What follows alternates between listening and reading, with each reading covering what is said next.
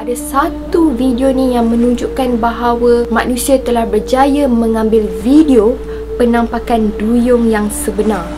Assalamualaikum and hai korang.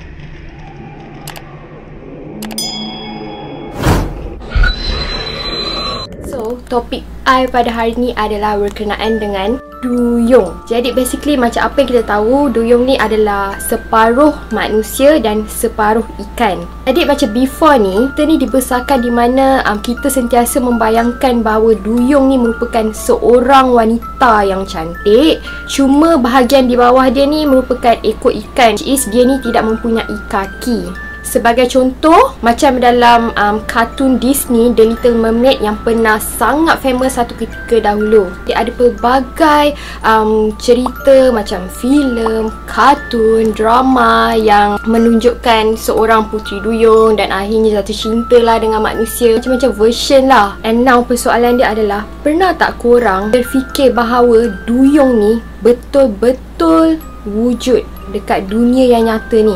Okey, jadi cerita mengenai kewujudan duyung ni dah menjadi satu bualan dan sangat kontroversi sejak dari zaman dulu kala lagi. Okey, jadi kewujudan duyung ni pada awalnya telah diperakui ataupun telah diceritakan oleh seorang pelayar ataupun pengembara yang sangat terkenal pada zaman dahulu, iaitu Christopher Columbus. Jadi Christopher ni telah menceritakan dan menulis di dalam jurnal dia yang bertajuk The Diary of Christopher Columbus. Jadi masa dia ceritakan tentang duyung ni, time tu bertarikh 9 Januari 1493. Yes, memang sangat lama jurnal ini telah ditulis. Di mana dalam jurnal ni beliau telah mengatakan bahawa ketika beliau sedang dalam perjalanan ke Rio del Oro, beliau ada ternampak 3 ikan duyung. Di mana time ni beliau describe bahawa duyung ni mempunyai penampilan sama seperti manusia daripada pinggang ke atas. Cuma yang lainnya adalah mereka ni tidak mempunyai kaki, tetapi mereka mempunyai ekor seperti ekor ikan. Walau bagaimanapun, dekat dalam jurnal dia ni, Christopher ni ada cakap bahawa duyung ni taklah secantik macam manusia tau. Which is benda ni sangat berlainan daripada kartun ataupun movie-movie yang kita tengok before ni, di mana kita selalu gambarkan bahawa duyung ni sangat cantik. Lagi satu, apa yang menarik sangat pasal duyung ni adalah sejak dari dulu lagi, setiap negara ada legenda yang tersendiri yang dikaitkan dengan kisah duyung ni. And pernah tak korang before ni dengar legenda di mana manusia dikaitkan dengan haiwan lain? Bagi contoh macam separuh manusia, separuh kucing ke, separuh manusia, separuh anjing, separuh manusia, separuh gajah. Tak pernah kan? Memang hanya ikan sahaja kan yang dikaitkan dengan manusia. Jadi macam I cakap tadi, setiap negara mempunyai kisah legenda yang dikaitkan dengan duyung. Termasuklah negara-negara seperti Eropah, China, Jepun, even dekat Malaysia sendiri ada kisah tentang legenda yang dikaitkan dengan duyung ni. So macam mana korang rasa benda ni disengajakan ataupun tak disengajakan? Macam mana setiap negara ada kisah tentang duyung? Sedangkan kita tahu zaman dulu mana ada internet semua kan? Dan orang dulu nak travel dari satu tempat ke satu tempat pun susah. Macam mana dengan tidak sengajanya setiap negara ni mempunyai cerita berkenaan dengan duyung? Jadi antara legenda-legenda yang dikaitkan duyung yang famous zaman-zaman dulu ni, ada kisah yang mengatakan bahawa duyung ni sebenarnya adalah seorang puteri yang telah disumpah oleh alam semula jadi. Dan puteri ini telah disumpah menjadi seekor duyung disebabkan dia telah membunuh suaminya. Manakala lain pula dengan orang Yunani ataupun Greek, di mana mereka percaya bahawa ikan duyung ni adalah pengawal laut. Umpama ikan duyung ni merupakan dewa ataupun dewi laut lah. Dan mereka juga percaya bahawa duyunglah yang sengaja telah menenggelamkan kapal yang telah dinaiki oleh orang jahat ataupun kapal yang membawa barangan secara haram. Dan lain pula dengan legenda berkenaan dengan duyung di negara Jepun, di mana mereka percaya pada satu ketika dahulu seorang nelayan ni mengamal satu kepercayaan tau, dinamakan sebagai kepercayaan Shinto. Jadi nelayan ni dia dah berjanji dengan tok guru dia yang dia ni tidak akan memakan haiwan seperti ikan. Bagaimanapun nelayan ni telah melanggar janjinya, di mana akhirnya dia telah membunuh haiwan dan juga memakan haiwan tersebut. Dan akhir sekali nelayan ini disebabkan telah melanggar janji dia, dia telah disumpah menjadi seekor duyung. And sekiranya kalau korang melawat ke Jepun, korang boleh pergi ke Shinto Shrine di Fujinomiya, di mana dekat sana korang boleh melihat bukti ikan duyung melalui mumia duyung yang umurnya telah mencapai 1400 tahun.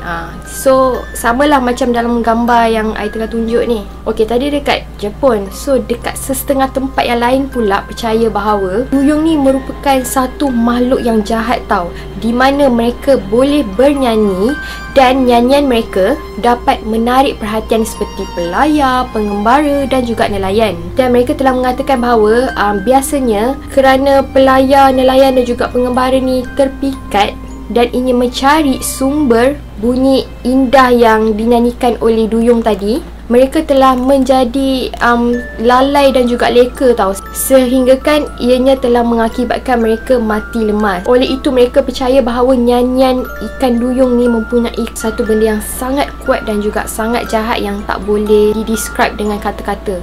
Okey, tadi kita dah cerita tentang kisah legenda ikan duyung kan. Now kita bahaskan tentang betul ke yang duyung ni benar-benar wujud dekat dunia yang nyata ni. Okey, disebabkan zaman dulu-dulu ni kita just dengar cerita je tanpa bukti yang sahih. Tapi sekarang ni kita dah hidup dekat zaman di mana zaman sekarang ni makin canggih tau, dengan adanya teknologi untuk ambil gambar, untuk ambil video dan sebagainya. Dan oleh sebab itulah beberapa video tentang penemuan duyung telah disebarkan. Dan disebabkan hal inilah ianya telah menambahkan lagi kekeliruan dan juga kekacauan dalam konteks pemikiran manusia zaman sekarang mengenai kewujudan duyung.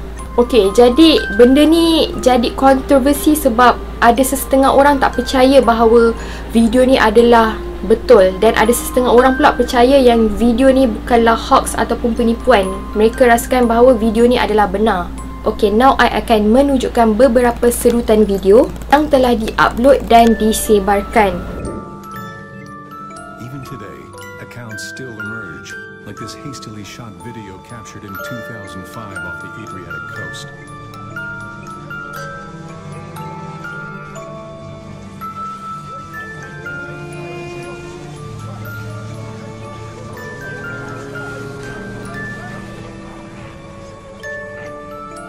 This most recent sighting comes from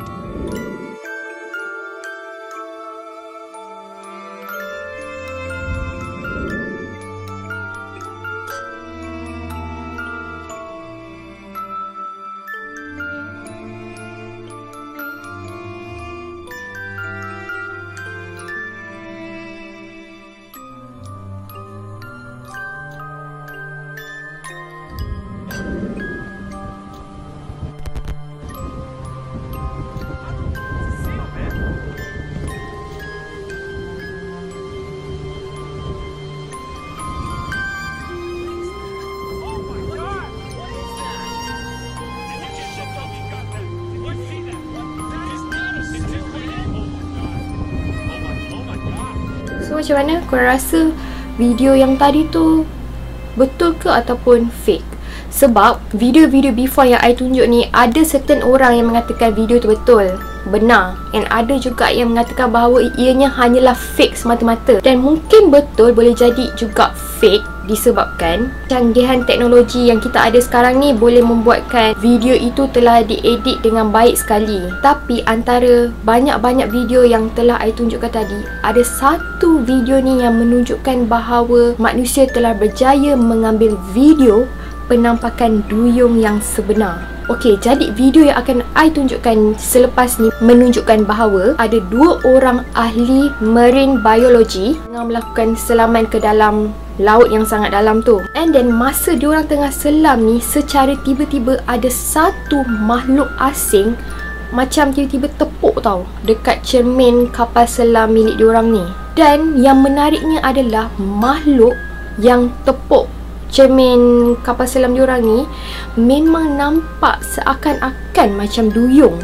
Dan rakaman tersebut telah menggemparkan dunia selepas ianya telah tersebar di dalam YouTube. Sehinggakan Animal Planet telah mengadakan satu rancangan bagi menginterview kedua-dua lelaki tersebut.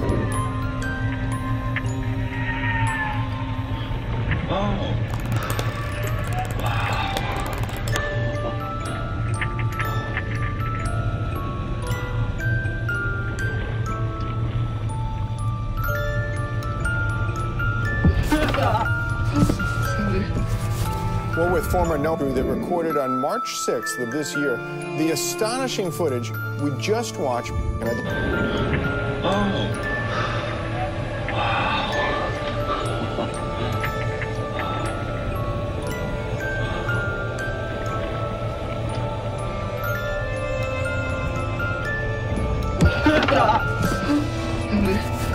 From what I can see here, yes, the body recovered was incomplete, but based on the remains that were taken from us. Another intelligence, another species like us.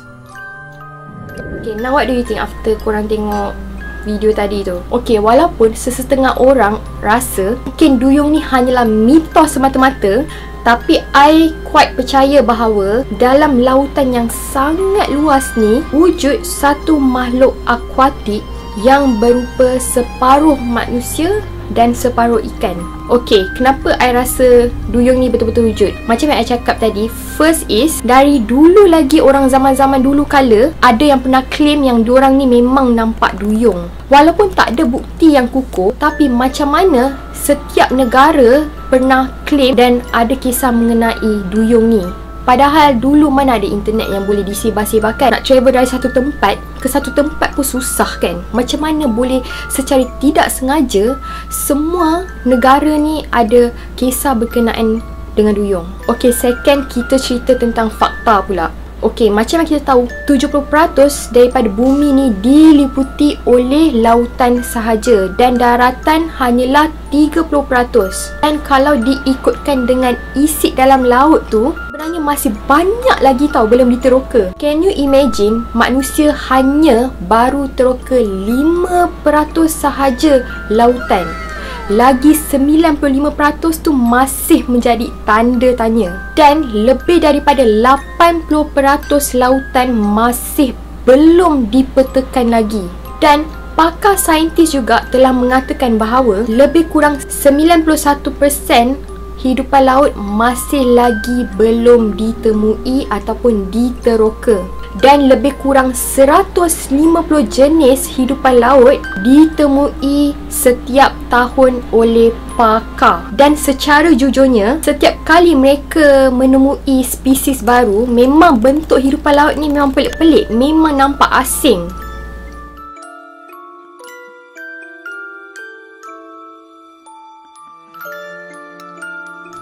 And one more thing, lautan ni sangat-sangat dalam tau. Kedalaman dia mencecah beribu meter. Dan semakin dalam, tekanan dalam laut ni semakin kuat. Sebab itulah kita masih lagi tak tahu sedalam-dalam laut tu ada apa lagi spesies yang kita still tak pernah tengok. Sebab itulah yang I cakap, tak mustahil yang duyung ni sebenarnya memang wujud. Cuma I rasa kalau duyung ni betul-betul wujud, memang rupa paras diorang ni memang tak samalah macam kita. Kulit dia pun tak sama macam kita. Kita kan memang kulit macam ni lah, macam manusia kan. I rasa mereka ni mungkin sejenis makhluk akuatik. Mungkin kulit mereka bersisik. Rupa paras mereka pula mungkin tak samalah macam kita manusia ni. Cuma mereka ni selalu dikaitkan separuh manusia, separuh ikan sebab mungkin dia ada badan, dia ada tangan, dia ada kepala, which is sangat berlainan daripada spesies ikan-ikan yang lain. Dan ada juga sumber mengatakan bahawa kemungkinan duyung ni merupakan haiwan ataupun makhluk yang quite intelektual, ataupun dalam erti kata lain mereka ni agak cerdik. Mana mereka tahu bahawa mereka ni merupakan antara makhluk ataupun spesies yang terancam tau. Dari dulu lagi, di mana mereka tahu yang manusia ni memang sentiasa memburu mereka. Oleh sebab itulah kemungkinan mereka ni sengaja bersembunyi di dalam lautan yang sangat luas tu, daripada dijumpai oleh manusia. Sebab macam yang kita tahu kan, manusia ni kan antara makhluk yang kejam, lagi-lagi terhadap alam semula jadi, dengan sifat perosak dia, tamak haloba, tak pernah puas, sentiasa eager nak tahu sesuatu yang baru. Dan sampai sekarang manusia ni merupakan antara penyumbang yang besar terhadap pencemaran alam dan juga pembunuh bagi haiwan-haiwan yang semakin pupus seperti dolphin dan juga ikan paus. Sebab itulah, can you imagine kalau betul lah pada suatu hari nanti, manalah tahu, let's say lah, manusia ni dapat menangkap seekor duyung. I tak dapat bayangkan macam mana penyiksaan yang akan dialami oleh duyung-duyung tu bila manusia ni menjalankan kajian terhadap spesies-spesies mereka, which is spesies dari dulu lagi orang nak sangat tahu kewujudan dia.